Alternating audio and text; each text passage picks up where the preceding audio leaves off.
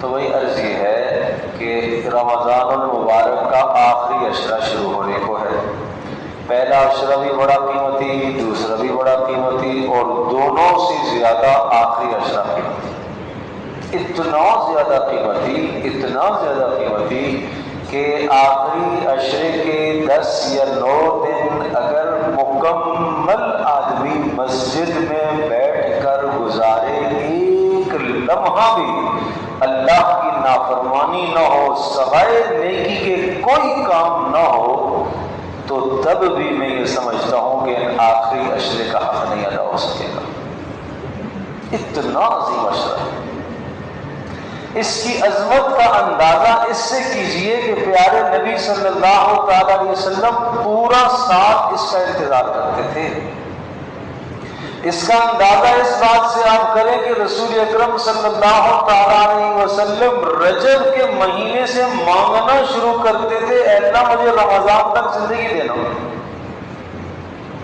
تاکہ رمضان کے آخری عشرے میں اعتکاف کر کے اپنے اللہ کو منا سکوں۔ رجب کا پورا مہینہ دعائیں مانگتے تھے، شعبان کا پورا مہینہ دعائیں مانگتے تھے، اے اللہ رمضان کی زندگی عطا فرمانا۔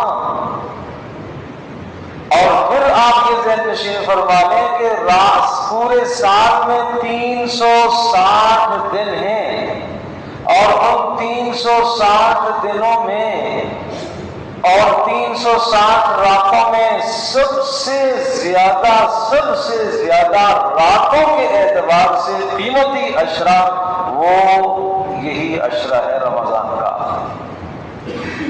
پھر اس عشرے میں ایک رات آتی ہے جس کو لیلۃ القدر کہا جاتا ہے، وہ اتنی عظیم الشان رات کے پورے سال کے 360 ایام میں سب سے زیادہ قیمتی رات وہ لیلۃ القدر کی رات ہے، جس کو سید اللیالی راتوں کی سردار کہا جاتا ہے۔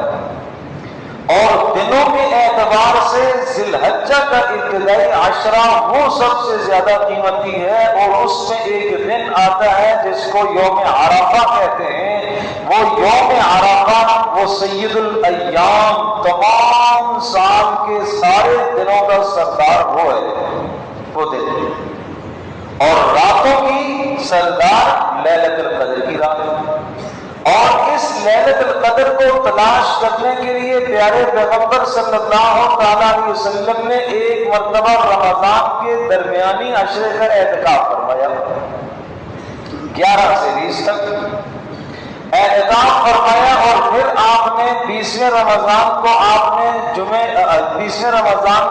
نے خطبہ ارشاد فرمایا، اور یہ ارشاد فرمایا کہ اللہ تبارک و تعالی نے مجھے لیلۃ القدر کا علم دیا تھا مگر اللہ نے بھلا دیا، یہ اللہ کی حکمت تھی، مگر تم اسے رمضان کے آخری عشرے کی تاک راتوں میں تلاش کرو۔ تحروا لیلۃ القدر فی العشر الاواخر من رمضان کے آخری عشرے کی تاک راتوں میں اس کو تلاش کرو۔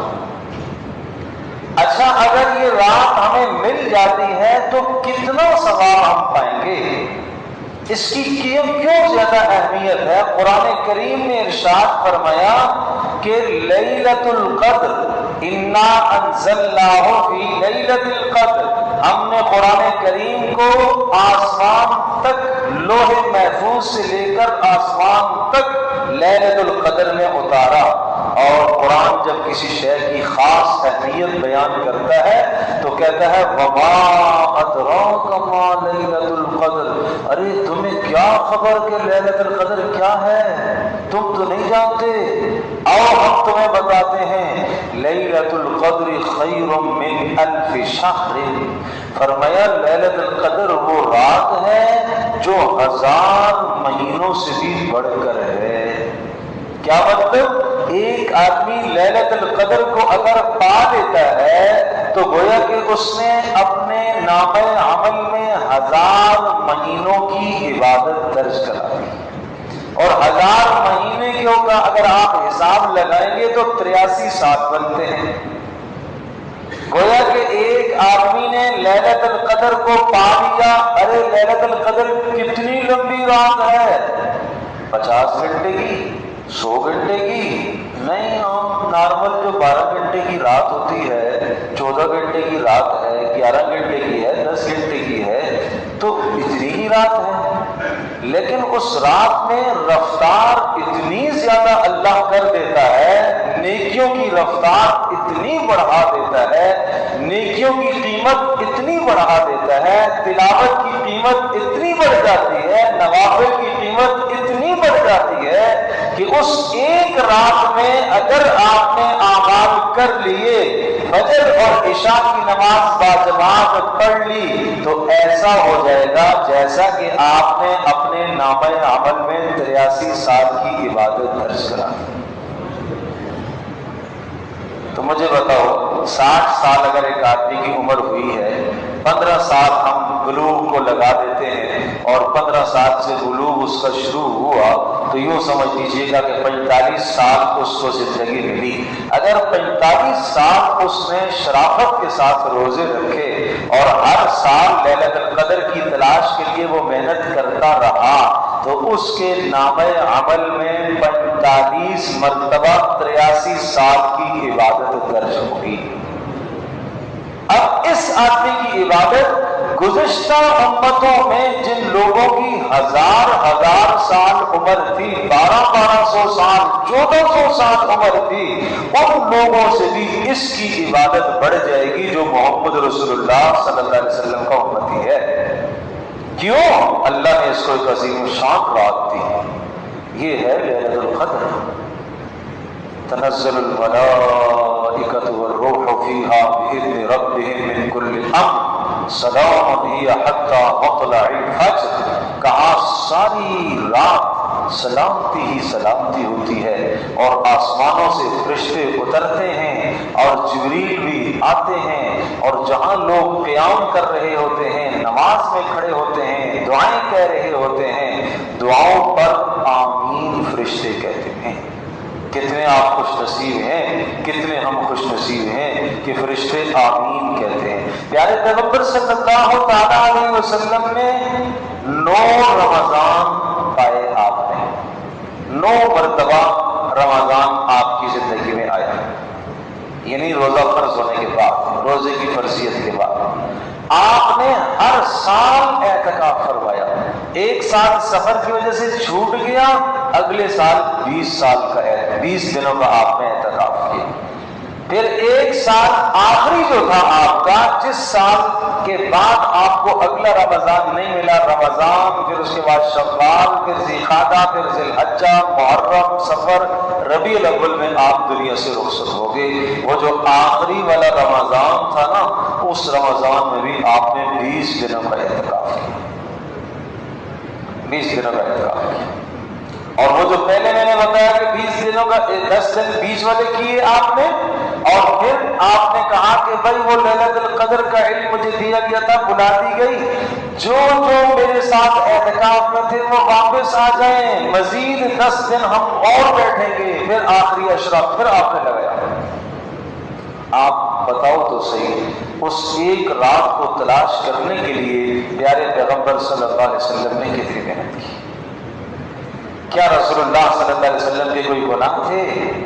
وہ تو بخشا ہے، وہ تو صغائر سے بھی پاک، کبائر سے بھی پاک، وہ تو اللہ کے محبوب تھے بھائی.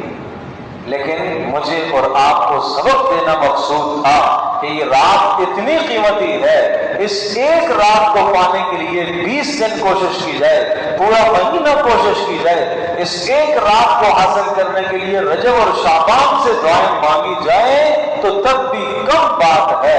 اور یہ ایک رات اگر ساری کی ساری آپ جاگ کر سجدے میں گزار دے تو تب بھی اس رات کا حق نہیں ادا ہو سکتا. اللہ پاک ہم سب کو یہ رات نصیب فرمائے. تو اب کیسے حاصل کریں؟ ایک کام تو یہ کرنا ہے، اعتکاف ہے آج سے شام بھرپور مجمع اعتکاف ہے، بھرپور. خواتین گھروں میں اعتکاف کریں، مرد مسجد میں کریں. رسول اللہ صلی اللہ تعالیٰ علیہ وسلم کے یہاں ازواج مطہرات کا معمول تھا کہ وہ ہمیشہ گھر میں اعتکاف کرتی تھی۔ آپ اس محلے کے اندر جس گھر میں 4-5 عورتیں ہیں، 3 عورتیں ہیں، ایک عورت ضرور اعتکاف کرے۔ بات چلاؤ گھر میں جتنی دیر وہ اعتکاف میں رہے گی، آپ مسجد میں رہیں گے، آپ ملائکہ کے ساتھ مشابہ ہوگے، فرشتوں کے ساتھ مشابہ ہوگے۔ سبحان اللہ، فرشتوں کی طرح آپ ہوگے۔ گناہوں سے آدمی بچ جاتا ہے۔ گویا کہ معتکف اعتکاف کرنے والا اللہ کے دربار میں اللہ کو منانے کے لیے ڈیرا ڈال دیتا ہے کہ اللہ بس اس وقت تک نہیں اٹھوں گا جب تک آپ میری بخشش اور مغفرت کا فیصلہ نہیں فرمائیں۔ اور اللہ کو پھر رحم آ ہی جاتا ہے اور اللہ پاک بخشش اور مغفرت کا فیصلہ کر ہی دیتا ہے۔ تو آؤ آخری عشرے کو ہم قیمتی بنانے کی کوشش کریں گے سارے۔ میں اپنے دوستوں سے، جوانوں سے درخواست کروں گا آخری ہفتے میں، آخری عشرے کے اندر راتوں میں کرکٹ والے سلسلے کو موقوف کر دیں۔ یہ زیادتی نہ کرو میرے پیارو، یہ زیادتی نہ کرو اپنے ساتھ۔ فرشتے اتر رہے ہیں، تمہاری عبادت گاہ دیکھ رہے ہیں جہاں تم نماز پڑھتے تھے، وہاں تو یہ صاحب نہیں ہے، یہ کہاں ہے جی؟ یہ تو میدان میں ہے، تو میچ چل رہا ہے بھائی، اور وہ بھی جناب سود خوری اور سٹے پر چل رہا ہے۔ کتنا بڑا ظلم ہے، کتنا بڑا ظلم ہے، کتنا بڑا ظلم ہے۔ یہ اللہ کے غضب کو دعوت نہیں دے رہا تو اور کیا کر رہا ہے؟ چھوڑو، یہ فضول کام ہے۔ وہ پورا سال کھیلتے رہیں گے بھائی، پورا سال ہو جائے گا۔ کوئی ہلکی پھلکی ورزش آدمی کر لے، ٹھیک ہے جسم کے لیے، لیکن یہ کیا ہوا کہ ساری رات سحری تک لگا رہا؟ یہ زیادتی ہے۔ نمبر 2، بازاروں کی نقل و حرکت بھی چھوڑ دو۔ آخری عشرہ بازاروں میں گھومنے کا نہیں ہے۔ ایک طرف نیکیوں کی بارشیں ہی بارشیں ہو رہی ہیں اور ایک طرف بازار کی چہل پہل ہے، ایک طرف بازار کی کشش ہے، ایک طرف نیکیوں کی اور ایمان کی کشش ہے۔ اب میرا امتحان ہے کہ میں کس کو اختیار کرتا ہوں، یہ امتحان ہے۔ تو اس لیے اعتکاف، اور اگر اعتکاف نہ کر سکیں تو پھر بھی راتوں کو قیمتی بنائیں۔ ساری راتوں کے اندر، آخری عشرے کی ساری راتوں میں محنت کریں۔ خاص طور پر تاک راتوں کے اندر آپ 5 کام کر لیں انشاءاللہ۔ کتنے کام؟ 5۔ تاک راتوں میں 5 کام کرنے ہیں۔ نمبر 1، عشاء کی نماز، فجر کی نماز باجماعت، یہ اول ہے۔ ساری رات کھڑے رہے، ساری رات قیام کیا، عشاء فجر اگر جماعت کے ساتھ نہیں پڑھی ثواب نہیں ملے، اس لیے عشاء اور فجر کا خاص خیال رکھیں، ٹھیک ہے۔ دوسرا کام، رات نماز تراویح سے فارغ ہونے کے بعد ایسا نہ ہو کہ نماز تراویح تو پڑھی نہیں ہے، بس مولوی صاحب نے کہا تھا رات کو قیام کرنا ہے، نفلوں میں لگنا ہے، تراویح ضروری ہے، وہ پڑھو، وہ پہلے پڑھو۔ تراویح سے فارغ ہو کر، اپنی ضروریات کھانے پینے سے فارغ ہو کر، پھر اس کے بعد تھوڑی دیر تلاوت کرو۔ تلاوت کرنی ہے، آپ 1 پارہ پڑھیں، آپ آدھا پارہ پڑھیں، آپ 1/4 حصہ پڑھیں، لیکن توجہ کے ساتھ پڑھیں۔ ایسے پڑھیں کہ میں اللہ کو سنا رہا اور اللہ میرا کلام سن رہا، ایسے پڑھیں۔ اور یہ نیت کر کے پڑھیں کہ اس قرآن کریم کے اندر اللہ نے شفا رکھی ہے، شفا رکھی ہے، دلوں کی شفا ہے، دماغوں کی شفا ہے، ظاہر کی شفا ہے، باطن کی شفا ہے۔ اس نیت کے ساتھ قرآن کی تلاوت کرے بھائی، اور یہ نیت کرے کہ یہ رمضان المبارک کی لیلۃ القدر میں اترا تھا، آج رات میں اپنا اس کے ساتھ تعلق قائم کر رہا ہوں، اس لیے کہ اسی رات میں یہ اترا تھا۔ یوں تلاوت کرے، مزے لے لے کے جھوم جھوم کے تلاوت کرے، مزہ آ جائے، لطف آ جائے، پڑھنے والے کو بھی لطف آئے، سننے والے کو بھی لطف آئے، اور پھر جب پڑھنے اور سننے والے کو اور صحیح ادائیگی کے ساتھ پڑھے گا تو اللہ تبارک تعالیٰ کو بھی کتنا مزہ آئے گا اس بندے پر۔ اللہ اکبر۔ اس لیے اچھا کر کے پڑھو۔ نمبر 2، دوسرا کام کیا کرنا ہے رات کو؟ دوسرا کام یہ کرنا ہے کہ نماز پڑھنی ہے، کچھ 4 رکعتیں، 6 رکعتیں، 8 رکعتیں، جو سہولت سے ہو سکے تہجد کی نیت سے۔ 2 رکعت میں آپ صلاۃ توبہ کی نیت کر لو، 2 رکعت میں صلاۃ حاجت کی نیت کر لو، اور جو اپنی نیتیں ہو سکتی ہیں وہ نیتیں کرو۔ سب سے بڑا مسئلہ یہ ہے کہ میرے آج کی رات میں گناہ معاف ہو جائیں، اس کی نیت کرو، صلاۃ توبہ۔ حدیث پاک میں آتا ہے جس آدمی سے گناہ ہو جائے اور پھر اس کے بعد وہ اچھی طرح سے وضو کرے، اور وضو کرنے کے بعد 2 رکعت نماز نفل ادا کرے، اور اس کے بعد اللہ کی حمد و ثنا کرے، اور پھر میرے کو درود شریف بھیجے، اور اس کے بعد وہ اللہ سے اپنے گناہ کی معافی مانگے، اللہ ضرور اس کے گناہ کو معاف کر دے گا۔ اللہ تو معاف کر رہے گا۔ تو پہلا کام تلاوت، دوسرا کام تھوڑی دیر نماز پڑھیں۔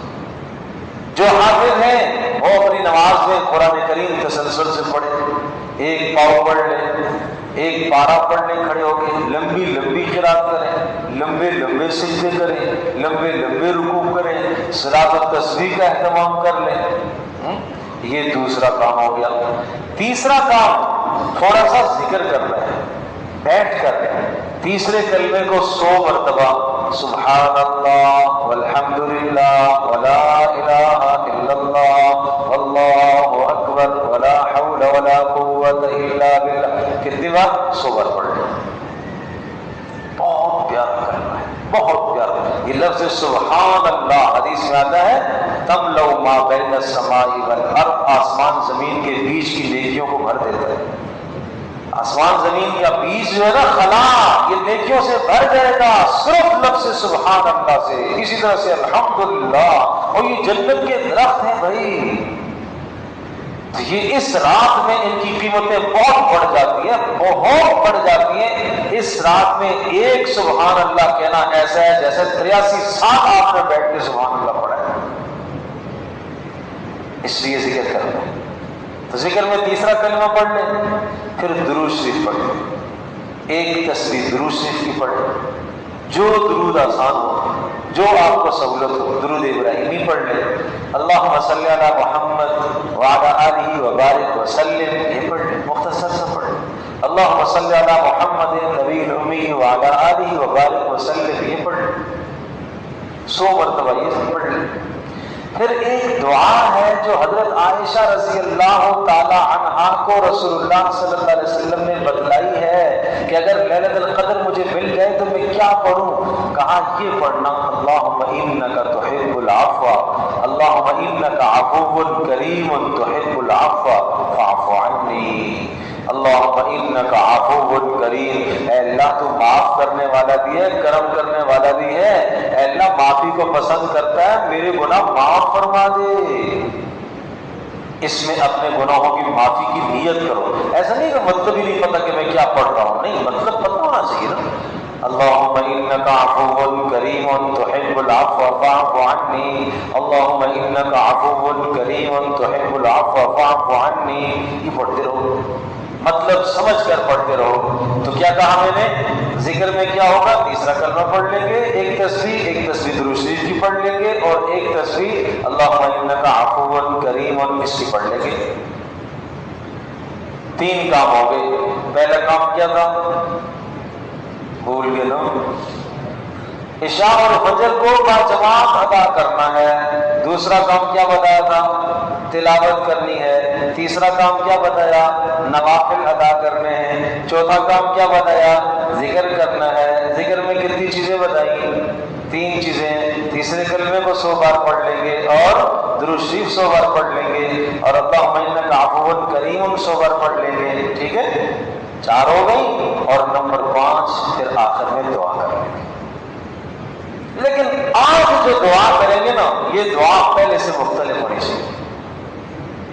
یہ فرضی دعا نہ ہو تو روزانہ ہوتی ہے، نہیں نہیں نہیں، آج ایسی دعا ہوگی، آج ایسی دعا کروں گا میں، آج ایسی دعا کروں گا کہ میں اپنے آنسو نکال کے ہی چھوڑوں گا، میرے جسم پر رونگٹے کھڑے ہو جائیں، میرے جسم پر کپ کپی طاری ہو جائے، اور پوری دعا میں از اول تا آخر اللہ سے دھیان نہ ہٹے، اور پھر بھکاری جیسے بھیک مانگنے والا بھکاری ہوتا ہے، بھیک مانگنے والا ہوتا ہے، اس حلیے کو شکل کو لے کر اللہ کے سامنے بیٹھ جاؤں، دعائیں کرتے کرتے کرتے دعائیں ختم ہو گئی اور نہیں آتی، میں اللہ سے کہوں یا اللہ میری دعائیں تو ختم ہو گئی ہیں لیکن تو میری ضروریات کو جانتا ہے، پہلا مسئلہ تو یہ ہے اللہ میرے گناہ معاف فرما، اس کے بعد اللہ میری دین کی، میری دنیا کی، میرے بچوں کی، میرے گھر کی، میرے بار کی، کاروبار کی، پورے ملک کی، پوری دنیا کی ساری حوائج اور ضروریات کو اللہ پورا فرما۔ دعائیں ختم ہو گئی ہیں، پھر بھی ہاتھ پھیلائے ہوئے ہیں، جولی پھیلائی ہے، اللہ میں نے ہاتھ پھیلائے ہوئے ہیں، جولی پھیلائی ہوئی ہے تیرے سامنے، اللہ مجھے مانگنا نہیں آتا تو بن مانگے اپنے فضل سے مجھے عطا کر دے۔ یوں مانگنا ہے، رو رو کے مانگنا ہے، تڑپ کے مانگنا ہے، تڑپ کے مانگنا ہے، اور 5 منٹ دعا نہیں کرنی، وقت لگانا ہے، آدھا گھنٹہ، پون گھنٹہ لگانا ہے، تھک جاؤ، اپنے آپ کو تھکاؤ، تھکانا ہے۔ اتنی لمبی لمبی رکعتیں آپ نے پڑھی کہ ٹانگیں تھک گئی، اتنا آپ نے ذکر کیا کہ زبان تھک گئی، اتنا آپ نے یوں ہاتھ اٹھائے کہ اب جی چاہ رہا ہے کہ ہاتھ یہاں رکھ کے مانگو، اس لیے کہ ہاتھ اٹھے اٹھے تھک گئے، یہ تھکانا مقصود ہے۔ تو یہ کام اگر آپ نے کر لیے ہر تاخرات کو، کس میں؟ ہر تاخرات کو، 21ویں کو، 23ویں کو، 25ویں کو، 27ویں کو، 29ویں کو، ہر تاخرات کو اگر آپ نے یہ 5 کام کر لیے تو لیلۃ القدر کا ثواب آپ پا لیں گے انشاءاللہ۔ کون کون کرے گا بھائی؟ تمہیں پھر گنوا دیتا ہوں۔ نمبر 1 کیا کہا تھا؟ عشاء اور فجر باجماعت ادا کرنی ہے، وہ تو ماشاءاللہ ویسے ہی کرتے ہیں، الحمدللہ اہتمام کرتے ہیں، مجمع باہر تک نظر آ رہا، بہت خوشی ہو رہی ہے دیکھ کر، اتنا مجمع کسی مسجد میں، الحمدللہ۔ یہ تو جناب آپ لوگوں کی روایت ہے، حضرت مولانا کی محنت ہے ماشاءاللہ، دور دور تک مجمع نظر آ رہا ہے۔ اور دوسرا کام کیا کرنا ہے پھر؟ تلاوت کرنی ہے نا، بھول دو گے نا پھر سبق تو یاد نہیں رہے گا تو پھر بات کیسے بنے گی؟ دوسرا کام کیا کرنا ہے؟ تلاوت کرنی ہے۔ تیسرا کام کیا کرنا ہے؟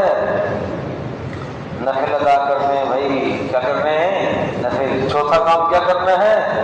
ذکر کرنا ہے، ذکر میں 3 باتیں بتائیں۔ 5واں کام کیا کرنا ہے؟ دعا کرنی ہے۔ بس یہ 5 کام مولانا کمال شاہ صاحب کو یاد ہو گئے، یہ ہمارے بڑے لائق فائد جو ہے طالب علم تھے، تو ان کو یاد ہو گئے، جس کو یاد نہ ہو تو مولانا سے پوچھ لیجیے گا، ٹھیک ہے نا؟ تو یہ کام آپ کر لیں گے تو سمجھ لو آپ نے لیلۃ القدر کا ثواب پا لیا انشاءاللہ۔ سارے کریں گے انشاءاللہ۔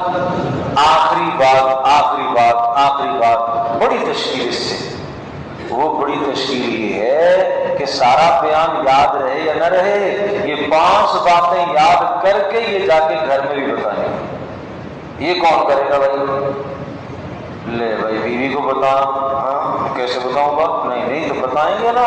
وہ روٹی پکا کے دیتی ہے، کپڑے دھو کے دیتی ہے، استری کر کے دیتی ہے، گھر کے سارے کام کرتی ہے، تو وہ بیچاری محتاج نہیں ہے کہ میں اس کو دین کی بات بتاؤں، اس لیے اس کو بھی بتاؤ، بچیوں کو بھی بتاؤ، بہنوں کو بھی بتاؤ، بیچاریاں محتاج ہیں وہ بھی ہماری طرح، وہی آپ تو پھر مسجد میں آ جاتے ہیں، علماء کی زیارت کر لیتے ہیں، بیان سن لیتے ہیں، وہ اللہ کی بندیاں، ان کو اتنا موقع نہیں ملتا، اور ان کو اللہ کی بندیوں کو یہ بتاؤ کہ تم جب سحری افطاری بنا رہی ہوتی ہو نا، یہ نیت کیا کرو کہ میں ایک خاتون ہوں، اللہ پاک نے میرے ذمہ یہ کام کیا ہے، گھر والوں کی خدمت کرنا یہ کام ہے۔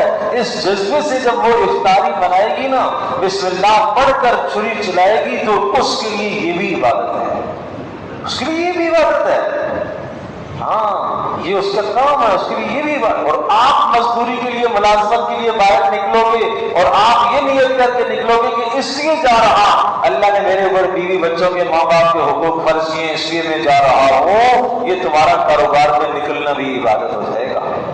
نیتوں کو بدلو بھائی، سوچوں کو بدلو بھائی، تو تب مزہ آئے گا کہ پھر رمضان المبارک کا فائدہ ہوگا کہ ہم نے اپنی زندگی کو بدل دیا، اپنی سوچوں کو بدل دیا۔ سب بدلنے کو تیار ہے انشاءاللہ۔ اللہ تبارک تعالیٰ آپ سب کا بیٹھنا قبول فرمائے۔ بہت پیار سے محبت سے آپ نے بات سنی، اللہ عزتوں سے مالا مال فرمائے۔